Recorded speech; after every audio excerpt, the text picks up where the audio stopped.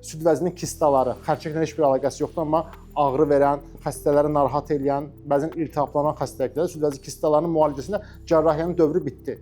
Bunun müalicəsi invaziv üsullarlandır. İynə ilə biz onu boşaldırıq, içinə dərman vururuq, quruduruq, kista qurtardı. Və yaxud da süd vəzinin fibroadenoması.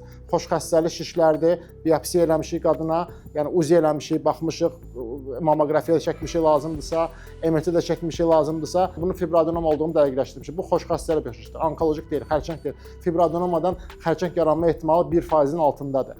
Amma fibroadenoma bəzən həqiqətən çox şikayət yaradır, ağrı verir. Əvvəllər bunları da yenə kəsib çıxardırlar. Yəni bir fibroadenomaya görə bir gənc bir qadının süd vəzində 2 sm, 3 sm, bəzən 5 sm-lıq kəsiklər, tikiş izləri qalması absurddur bugünkü gündə. İynə ilə yenə yandırırıq, quruduruq və yox eləyirik və yaxud da onları nisbətən daha böyük bir iynə ilə girib parça-parça içəridən təmizləyirik. Yəni bir kəsik olmadan bu fibroadenomaların bugünkü gündə müalicəsi invaziv üsullarla var.